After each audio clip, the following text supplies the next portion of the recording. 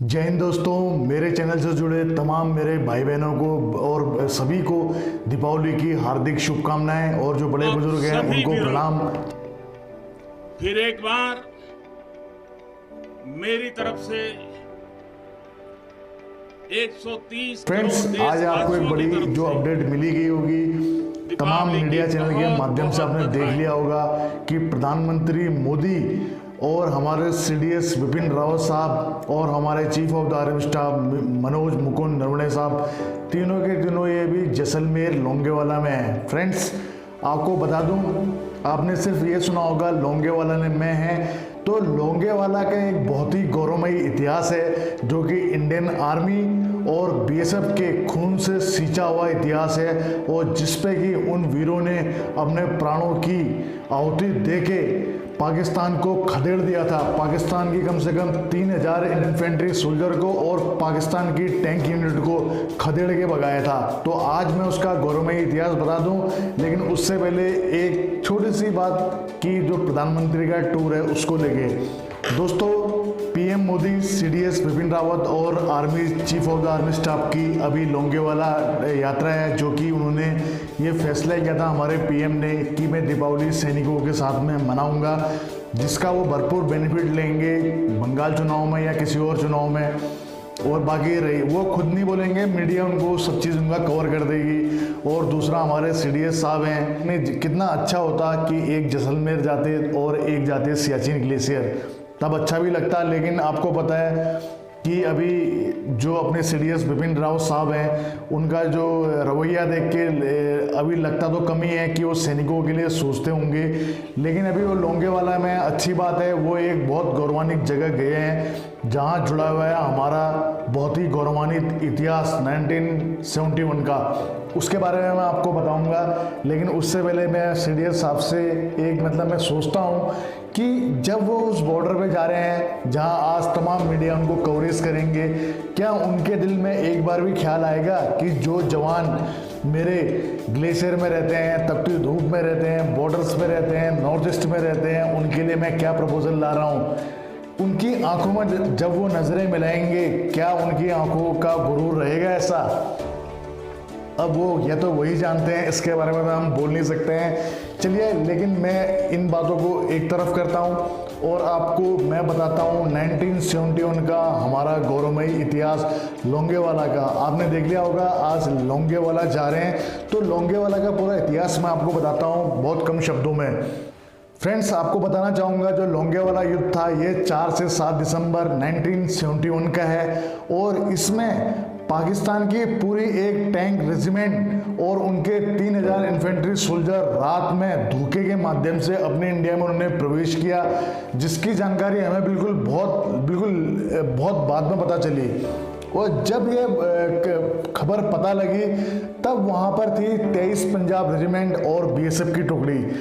23 Punjab regiment के जो lead कर रहे थे वहाँ पर वो थे मेजर कुलदीप सिंह, जो कि अब वर्तमान में ब्रिगेडियर कुलदीप सिंह साहब है, जो भगवान के चरणों में जिनका स्थान है। अभी उनका स्वर्गवास हो चुका है 2018 में।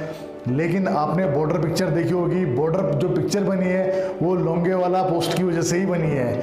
लोंगेवाला एक बॉर्डर का एरिया है जो कि पाकिस्तान से सिर्फ 15 किलोमीटर की दूरी पे है फ्रेंड्स, और यह आता है जैसलमेर में। और यहाँ पे पाकिस्तान की आर्मी 3000 सैनिकों के साथ में और अपनी टैंक यूनिटों के साथ में आ गई थी इंडिया के अंदर में धावा करने के रात में। तो इन्होंने सोचा कि हम आगे जैसलमेर में कब्जा कर लेंगे। तो जब ये खबर बहुत बाद में पता चली, मेजर कुलदीप सिंह साहब को वायरलेस से मैसेज दिया गया कि वहाँ चारों तरफ से पाकिस्तान आ चुकी है, आप थोड़ा सा आ जाइए वापस, आप रामगढ़ वापस आ जाइए, क्योंकि रात का वक्त है, सवेर के टाइम पे अटैक किया जाएगा। तो उन्होंने साफ मना कर दिया, नहीं, बोला मैं अपने 120 जवानों के साथ में लड़ूंगा। और उन्होंने उसी रात में एंटी टैंक माइंस बिछानी शुरू कर दी।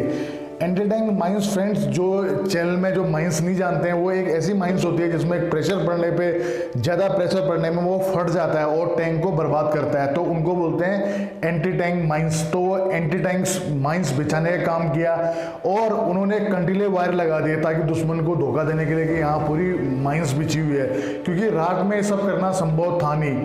और किस्मत से क्या हुआ कि एक उनकी फ्यूल टैंक वाली गाड़ी फट गई और जिसमें क्या हो गया, उजाला हो गया और उनके 2-3 टैंक दिख गए। तो इस उजाले का फायदा उठा के हमारी ओपन जोंगा ने वहां से उनके ऊपर में अटैक कर दिया और उनके 2 टैंक उड़ा दिए। अब ये चीज चलते रहा रात भर और मेजर कुलदीप सिंह आपने रातों रात में एंटी टैंक माइंस बिछाने का काम किया और उनके बीच से पतली सुरंग बनाई थी जिसमें सैनिक क्रॉलिंग करके जाते थे, जो कि एक बंकर से दूसरे बंकर में जा सकते थे ताकि बम्बार्डमेंट अगर हो तो उनके धमाके से नुकसान कम हो।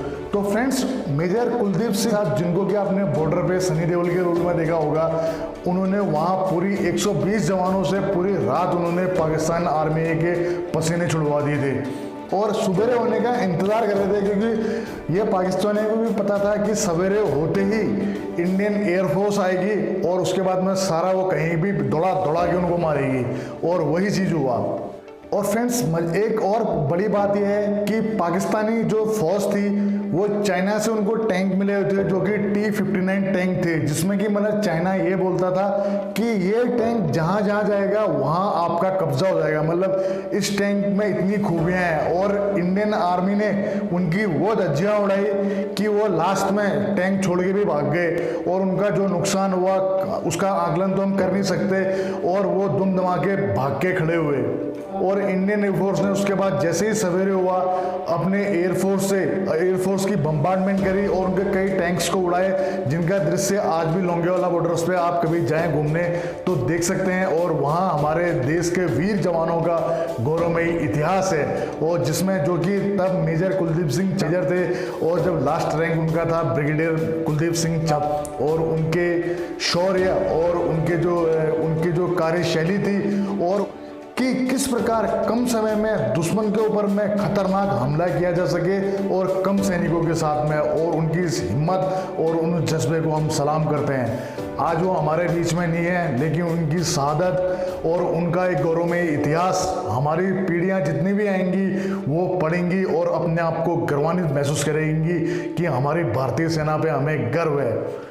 अब बात आ जाती है फ्रेंड्स CDS साहब की। आज दीपावली का मौका है इसलिए कुछ बोलना नहीं चाहता, लेकिन मैं बस इतना ही कहना चाहता हूँ कि किन आंखों से वो अपने सैनिकों से नजरें मिलाएंगे मुझे ये समझ में नहीं आता है। और ये मीडिया हर चीज़ को बहुत बड़ा चढ़ा के बोलती है, और जो चीज़ उनको लगता है कि देश के सैनिकों के हक के लिए बोलना चाहिए उसमें ये भी मौन है। तो फ्रेंड्स, अपनी बातों को आज यहीं विराम करता हूँ। दीपावली की एक बार फिर आपको शुभकामनाएं, आपका दिन मंगलमय हो और आपके जीवन में खूब प्रकाश आए। जय हिंद, जय भारत, वंदे मातरम, भारत माता की जय। दोस्तों, सब्सक्राइब कीजिए एक्स आर्मी सोल्जर को डिफेंस की सबसे सटीक और सबसे आसान भाषा में जानकारी के लिए। साथ ही बेल आइकन को प्रेस करें ताकि आपको नोटिफिकेशन सबसे जल्द मिले।